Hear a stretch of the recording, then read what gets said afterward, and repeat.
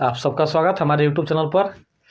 और हम लोग सॉलिड स्टेट पढ़ चुके हैं और पूरा लेक्चर है, प्लस में पूरा लेक्चर जो है वो पेड कोर्स में है। और आज जो स्टार्ट करने जा रहे हैं हम लोग उस सॉल्यूशन है, यानी कि फिजिकल केमिस्ट्री का रीड। यानी कि अगर फिजिकल केमिस्ट्री में अगर कोई चैप्टर से सबसे ज़्यादा क्वेश्चन पूछा जाता है आपके बोर्ड एग्जाम में तो वो आपका सॉल्यूशन है, ठीक है। यानी कि विलियन चैप्टर से नाम छोटा है लेकिन बहुत बड़ा है ना। यानी कि आपको बहुत ज़्यादा नंबर दे के ही जाएगा। बिहार बोर्ड है, बिहार बोर्ड में नंबर का कोई सीमा नहीं होता है कि हाँ यहाँ से पूछेगा। बस आपको दिमाग में रखना है कि आपको 70 नंबर का एग्जाम होगा। कहाँ से पूछेगा इस चलते आपको सब चैप्टर की बेहतरीन तैयारी करके रखनी होगी। बाकी हम लोग तैयारी करा ही रहे हैं, ठीक है। तो इस बार थोड़ा सा नया नया हो जाए। तो अब क्या है सोल्यूशन, सो समझिए हम लोग। विलियन यदि हम बात करते हैं 10th क्लास में, 9th क्लास में, ठीक है, 9th क्लास में आप पढ़े होंगे, 11th में पढ़े होंगे। तो विलियन होता क्या है? तो विलियन एक मिश्रण है, यानी कि दो या दो से अधिक पदार्थ होता है, उसको मिला दिए तो मिश्रण बना। बात समझ में आ रही है? अब क्या है कि विलियन होता क्या है? तो ये दो पदार्थों का समांगी मिश्रण होता है। देखो, यानी कि जो ये पदार्थ होगा तो इसको जब हम ये मिश्रण एक प्रकार के, आपको ध्यान देना है, तो मिश्रण जो है तब मिश्रण में भी कौन मिश्रण होगा? तो यह समांगी मिश्रण होगा। कौन मिश्रण होगा? यह समांगी मिश्रण होगा। समझिएगा समांगी मिश्रण क्या होता है, ऐसे हम लोग समझेंगे। जैसे समांगी मिश्रण क्या है कि जिसमें समान संगठन हो। जैसे क्या होता है कि हमने शरबत के नाम सुने हैं, तो शरबत में क्या होता है तो देखते हैं। पहले एक पात्र लिया जाता है, पात्र मतलब बर्तन होता है। आप बर्तन में कुछ का भी प्रयोग कर सकते हैं, कोई रोक टोक नहीं है। अब इसमें क्या करेंगे तो इसमें हमने H2O को डाल देंगे, भर दिए ना, H2O डाल दिए। और H2O के साथ साथ हम क्या करते हैं कि इसमें हम चीनी का थोड़ा सा कण डाल देते हैं। जैसे होता है ना कि हाँ 1 लीटर पानी है, उसमें हम 100 ग्राम चीनी डाल दिए। तो जब हम चीनी और पानी को स्वतः घोल लेंगे, यानी कि पूरी अच्छी तरह से क्या करना है, आपको घोल लेना है। यार ना, घोलने के क्रम में आपको ध्यान क्या देना है कि चीनी, रुक ना भाई एकदम,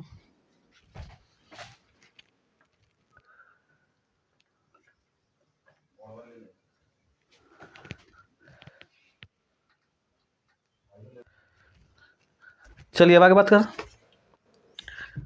तो समझिए क्या है, तो जैसे हम जल को घोले चीनी में, तो कहा किए कि चीनी की मात्रा कम रखा जाता है। और जब उसको हम पूरी अच्छी तरह से घोल लेंगे, घोलने के क्रम में क्या बताएं कि चीनी बचना नहीं चाहिए अंदर। अगर बच जाता है तो फिर समझिए कि वो आपका मिश्रण अच्छी तरह से नहीं बनेगा।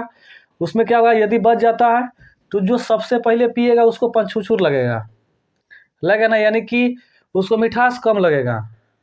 जो बीच में पिएगा ओकरा से तनी मनी मीठा ज़्यादा लगेगा। जो सबसे लास्ट में पिएगा उसको मीठा बहुत ज़्यादा लगेगा। समझ में आ रहा? तो उस समांगी मिश्रण नहीं हुआ आपका। ये बात को क्या रखना, हमने के ध्यान देना है।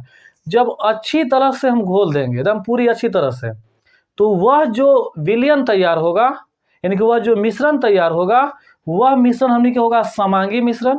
वही समांगी मिश्रण जो हमने के है वो विलयन कहलाएगा। क्या कहलाएगा? विलयन। तब सवाल है कि सर जब समांगी बता ही दिए हैं तब विषमांगी काहे ना छोड़िएगा? तो भाई मेरे आप कहे न बताए हो सकता है।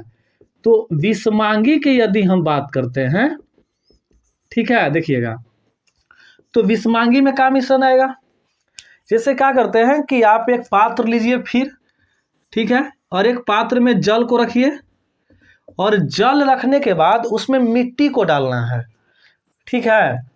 तो जैसे ही आप इसमें मिट्टी को डालिएगा ना, तो मिट्टी को डालने से होगा क्या कि मिट्टिया के जो कणवा है ना वो नीचे जाके तल में बैठ जाएगा। तो जब वो मिट्टी के जो कण है वो नीचे तल में जाके बैठ जाएगा, तो पता क्या चलेगा आप लोगों को कि वो अच्छी तरह से घुला नहीं है। तो वह जो मिश्रण आपको प्राप्त होगा भाई मेरे, वो आपका विषमांगी मिश्रण होगा। समझ गए? अब चलते हैं आगे।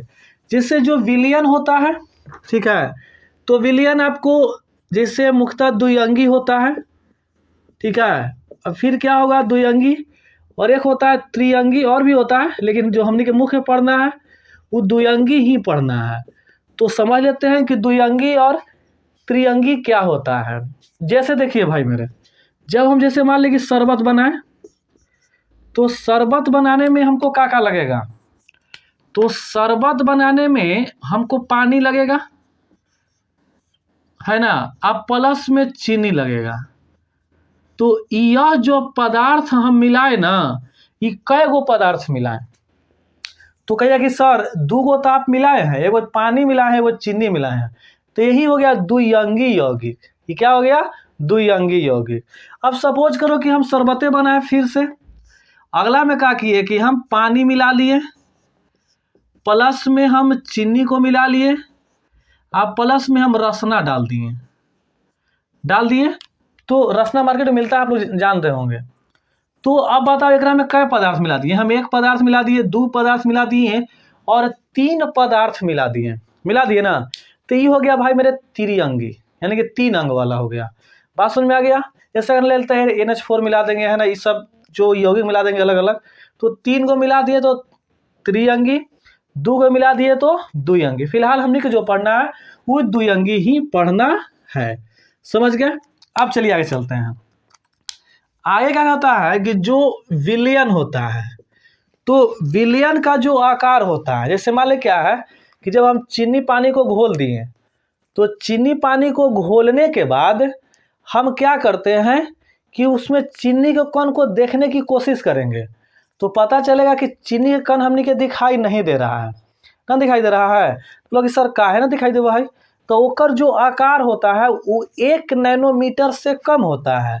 यानी जो अगर विलयन के हम आकार के बात करेंगे, ठीक है, कि विलयन का आकार क्या होता है, तो आपको 1 नैनोमीटर, और नैनोमीटर में आप जानते हैं कि 10 के पावर -9 मीटर होता है। बात समझ गए। तो 1 नैनोमीटर से कम होता है। और हमनी के जो आँख है वो कितना वस्तु को देख पाता है। जैसे कभी देखे कहीं छिद्र से प्रकाश आ रहा है, तो ओकरा में होता क्या है ना कि आपको छोटी छोटी कण दिखाई देता है, तो वो सब कण हम देख लेते हैं, ये नहीं दिखाई देता है। तो इसका कण का जो आकार है वो 1 नैनोमीटर से कम होता है। जब 1 नैनोमीटर से कम है ना भाई मेरे, तो आप उस कण को नहीं देख पाइएगा। कारण क्या है कि हमनी के जो आँख है, यानी कि मनुष्य का जो आँख है, वो 100 नैनोमीटर प्लस की वस्तु को क्या कर पाता है, देख पाता है। बात समझ में आ गया। यानी जब 100 नैनोमीटर प्लस के जाएगा वो, तब क्या करेगा, वो वस्तु को वो देख पाएगा। समझ गए। अब आगे चलते हैं। आगे हमने का टॉपिक है विलयन। देखो अब विलयन जो बना, तो एकरा में बताना है कि कौन पदार्थ की मात्रा अधिक होता है, ठीक है, विलयन में, और किस पदार्थ की मात्रा कम होता है। जैसे यदि हम आपको एग्जाम्पल के तौर पर समझाएं, देखिए जैसे मान ली कि हम जल लिए, आप प्लस में हम चीनी ले लेंगे, तो जल आप प्लस जो चीनी लिए हम लिए ना, तो जल और चीनी लिए तो एक हमको मिल गया, जो विलयन बना उसको हम लोग शरबत कहते हैं। क्या कहते हैं, शरबत। अब आप बताइए कि जो इस शरबत है, शरबत में कौन अधिक होता है कौन कम होता है।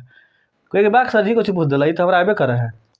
यानी कि आप कहिएगा ना कि सर जो शरबत है, तो शरबत में जल जो है वो अधिक होता है ना, और ये जो चीनी जो है वो चीनी की मात्रा होता है कम। क्या होता है, चीनी की मात्रा होता है कम। बहुत अच्छा।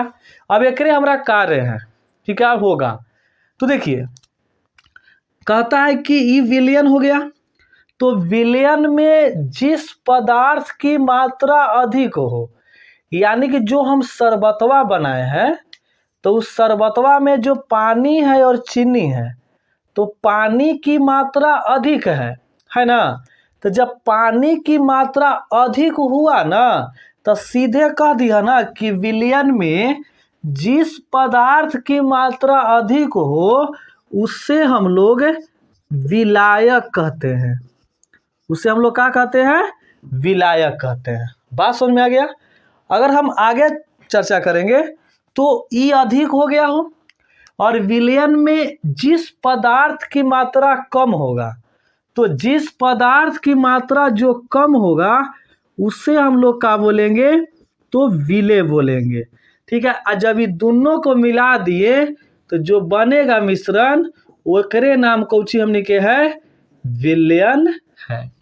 ठीक है, यानी कि पूछेगा आपसे कि विलयन में जिस पदार्थ की मात्रा कम होता है उसे क्या कहते हैं, तो उससे हम लोग विलायक कहते हैं। बात समझ में आ रही है। फिर कहता है कि विलयन में जिस पदार्थ की मात्रा कम हो उसे हम लोग विलेय कहते हैं। बात समझ में आ रहा है ना, कोई दिक्कत किसी प्रकार का नहीं ना। अब चलिए आगे चलते हैं। अब हम चलते हैं टाइप ऑफ विलयन, जिसे हम लोग क्या बोलेंगे, विलयन के प्रकार। विलयन के प्रकार। ठीक है, तो विलयन जो है हमने के 3 तरह का पाया जाता है। एक होता है आपका संतृप्त विलयन,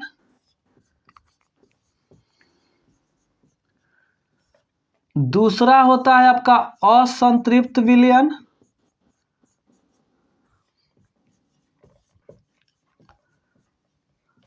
और तीसरा होता है आपका अति संतृप्त विलयन। अति संतृप्त विलयन समझिए बारीकी से। संतृप्त क्या होगा, कहता है कि निश्चित ताप और दाब पर विलेय की और मात्रा को नहीं घुलाया जा सकता। फिर से समझिएगा कि निश्चित ताप और दाब पर विलेय की और मात्रा को नहीं घुलाया जा सकता, तो उससे हम बोलेंगे संतृप्त विलयन। बात समझ में आ